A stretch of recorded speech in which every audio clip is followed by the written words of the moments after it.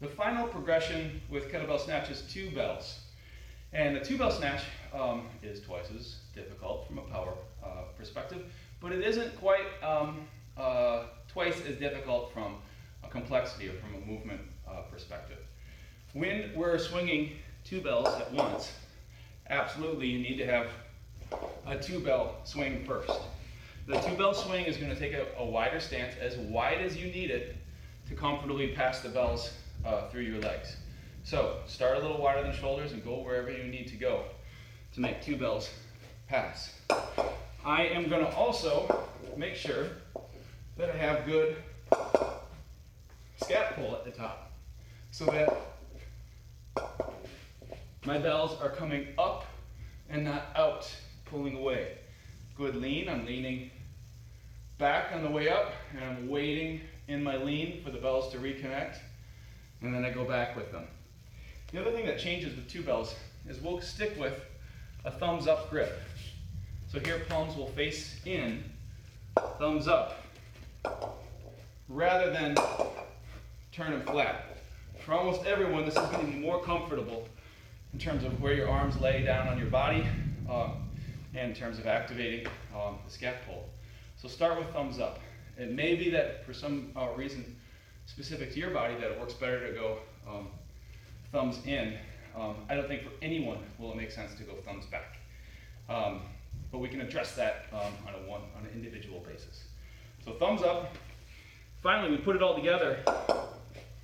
We better have a double bell clean before we try to go double bell snatch. Double bell clean, double bell snatch. With double bells, there's 2 ways to do it. Get your fingers out of the way in either one. So I like to tuck my fingers under, or grab a opposite handle and cross them up. So, or you can just separate them. Some people bring their finger, interlace their fingers. It doesn't work for me, but it might work for you. The idea though is that I'm not hanging out and winging out here. I bring the bells as close to my front as I can, and I create a shelf with my body for them to rack on. So, gotta have it clean. Finally, when we go to snatch, let's put these, we'll go from the side. All kettlebell snatches will be half snatches. Certainly you can throw them up and throw them down. I don't recommend it. This is more about power generation, max power generation. That's what kettlebell snatch is all about.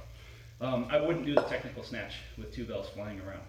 So a half snatch means that I'm going to throw it straight to the overhead position, back to rack, notice my lean, and then release and launch again. Absolutely, we can use the swing snatch variant to reconfirm power with down below. So swing snatch, sometimes I have people do what I call a hip hop hooray snatch as well, where it's swing, swing a little higher, and then the last one, snatch. So you can say in your head, hip hop hooray, because that's fun, right? So that's the double kettlebell snatch. Again, always coming down to rack in between. I'll just demonstrate it. It's a little unwieldy to throw them all the way back down.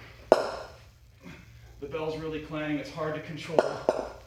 It's not the best use of double snatching time. So always come back to the rack position. Do a half snatch.